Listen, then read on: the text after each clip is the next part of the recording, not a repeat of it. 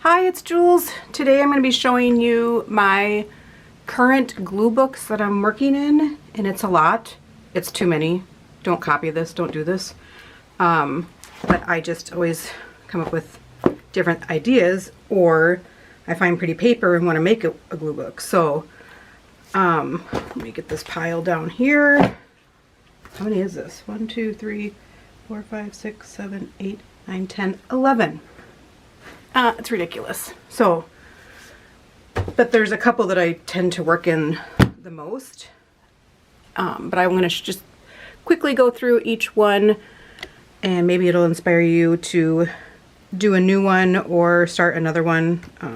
But here we go. So this one is, what brand is this? It's the blue cover. You probably know what it is.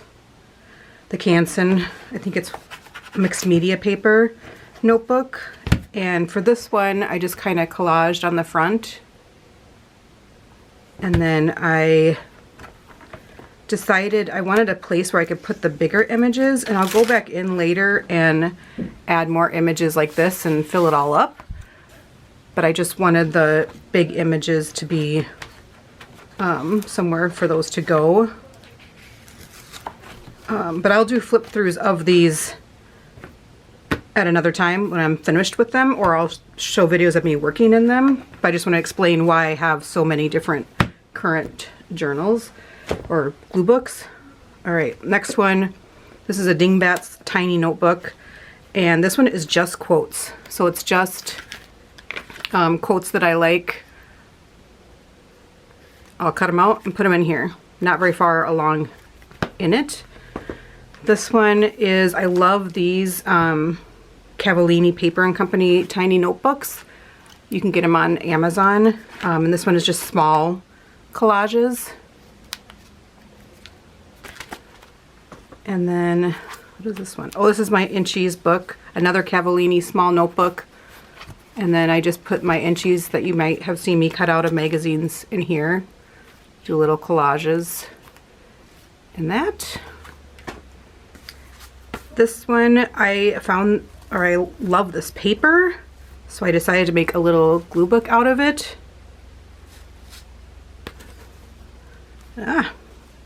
So this is just cardstock, scrapbook paper. I can't remember what brand it is. But I sewed in one signature, and it's just magazine paper. And then I'm just gluing in it. Not very far along again, but this would be a really affordable way to make a glue book. Just take some magazine papers and sew them into a piece of cardstock. That's it. And then you can put some pretty ribbon on it to make it look a little better. Alright. This one is another pretty piece of cardstock that I turned into a glue book. One signature again. And I just used a bone folder to make the seam, or the spine, to bend it. Again, I don't even think I've started in this one. No, I just love this paper. Like, I gotta make a glue book out of that. So it's just, again, magazine pages glued into it that I can glue on. This is my health food one, made out of a file folder, manila file folder. Super easy. You just cut it down to the size that you want it to. And I used the actual spine on the file folder as my spine. But you know, you'll see the lines on the side of the file folder, and I did the thickest one. So, and then I just colored it, or not colored it, put on magazine pages, some washi, and some fabric on the side to cover up the spine. And then again, it's just papers as my signature. And then this one I'm gluing in health foods, just food in general. It's supposed to inspire me to eat well. It's not happening. Whatever. Oh, I did add some fabric tabs on this that I do like. It's probably my favorite one I've made. And then this one is this is Dingbats again. I love their notebooks. But again, you can make it out of cardstock and magazine paper. You don't need this sort of thing. But this one is my Marguerite Miller glue book. I'm not very far in it. I'm only on week 6, so I gotta catch up At first I started doing it, I've never done it before, and I wasn't liking my collages just because they don't look like my collages. It's not something, this is not the look I would normally do. But then I went back and looked at it, I'm like, I actually kind of like that. So I'm gonna keep doing it, keep trying it. Then this one, it's not really, I don't call it a glue book, I call it my creative journal. But this is my, yeah, creative journal. I don't write in it every day, or like I might just put a quote or something in there. But I'm putting it in here because it's a lot of gluing, and you can make this, you know, it's still a glue book, so I'm gluing in it. Oh, my pile is falling. That means you have too many. This one is a small, just kind of random glue book, and I haven't done much work in it because I keep forgetting about it. That's the problem when you have too many glue books, is you forget about them.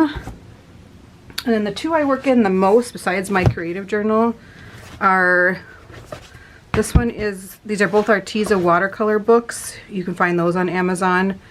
And this is my colors and themes one.